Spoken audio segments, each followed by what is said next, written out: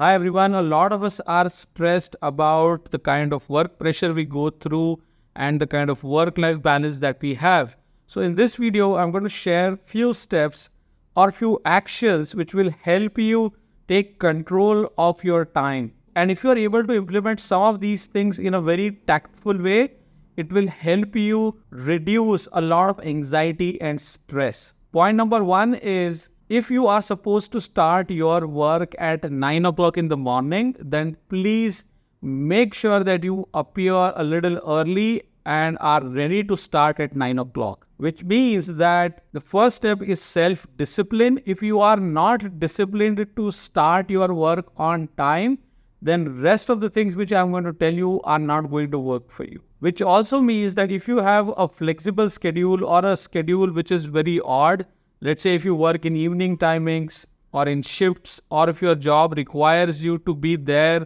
on a call, on-call support kind of stuff, then some of these things may not be directly applicable. But otherwise, step number one is to show up on time every single day, which means you need to be disciplined. And let me take a step back, which will actually be a step 0. If you have to be on time, then the first and foremost thing actually is that you need to sleep on time. If you are able to sleep on time, then only you'll be able to get up on time. If you're able to get up on time and get your personal stuff done, then only you'll be able to show up at 9 o'clock or 9:30 or whatever is the designated time for your work. All right, so that's step number 1. Get started on time, show up on time. Now let's move on to step number 2.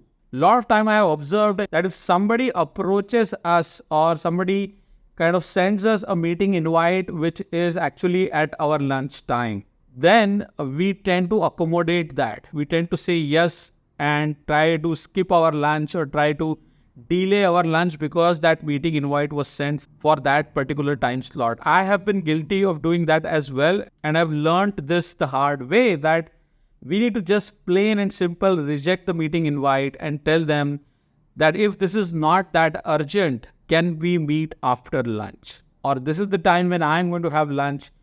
I'm sure you also have lunch at around some time in the afternoon. Can we meet after lunch? So look at the kind of meeting which is being sent to you. So if the meeting invite is not of something which is really urgent and important here and now, then you always have the option to ask them to reschedule politely. This will make sure that you don't mix up work along with your lunch time. And I really believe that one should have very peaceful time when having lunch. You should not have any other thoughts or anxiety of work while having lunch. So that's step number 2.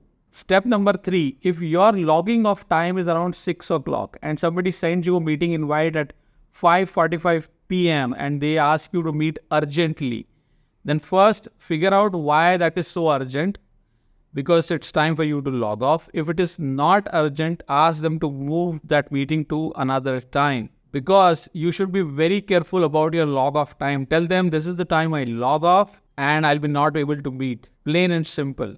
Unless it is like the sky is falling and you need to make an exception. It's different. Otherwise, make sure that you draw those boundaries. Alright, so that was point number 3. Now point number 4. A lot of time people will give you urgent tasks, especially your boss or somebody who's your client.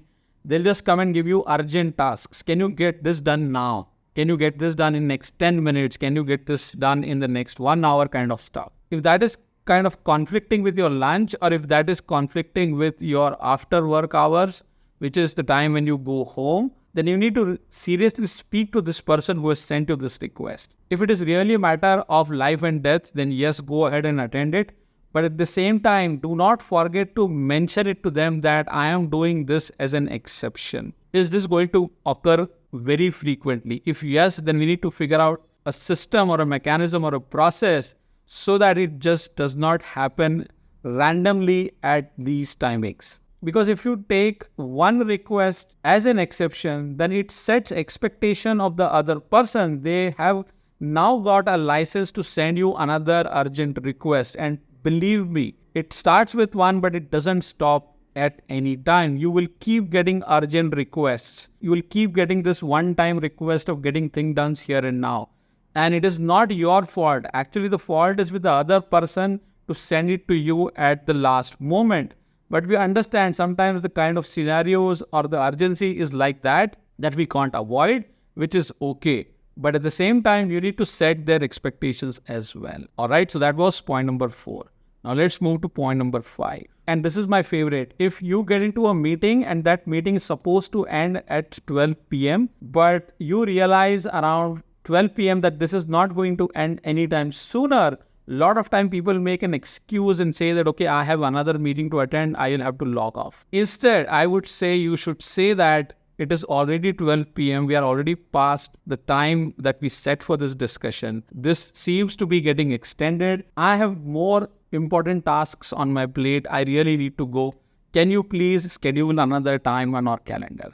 So rather than making an excuse that you will have another meeting, sometimes you may have another meeting, but otherwise be very honest with them and tell them that 30 minutes probably was not good enough for us to conclude on this topic. Can we meet at another schedule? Please book another time on everyone's calendar. Make it a habit to log off on time from meetings. Don't allow other people to take you for granted. That was point number 5. Now point number 6. If you get any meeting requests which are conflicting with your family time, which is around 8 o'clock in the night when you're supposed to have dinner or spend time with your kids, with your family, etc., etc., on face, you should actually go and tell them, this is not the right time to meet. If it is a one-time request because the specific client or a specific VIP is only available at that point in time, then it's okay.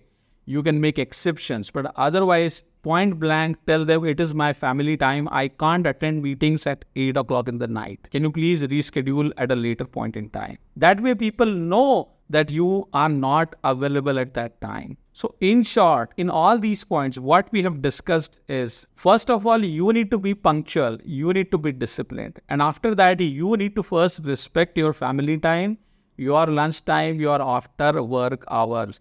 And you need to draw boundaries so other people don't take you for granted. Because if you don't do that, I'm telling you, a lot of stress is coming your way. And it is only you who needs to understand how to deal with people and how to set their expectations in a polite way. Because a lot of times the kind of responses that I get when I say these things is, oh, we are so worried about our job. We are so worried about our job security. We have to do this because other people do this. If we don't do this, people will fire us, etc., etc. Some of these things might be true, but some of these are in our mind. And these ideas will look only good on paper if you are not able to execute them in a tactful way in your ecosystem. So we don't have a formula which works in the exactly same fashion for everyone.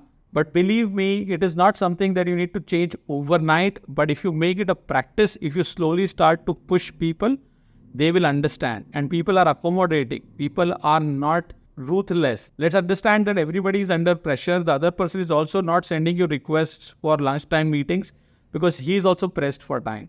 But at some point in time, you need to draw the line. And you'll have to learn how to do that in a very practical and realistic way, one step at a time, without sounding rude. All right, I'm sure a lot of people have a lot of different opinion on this topic. I'm happy to read your opinion in the comments. Let me know your thoughts. If you like the video, do share it in your network. I'll see you in another video soon. Take care and bye for now.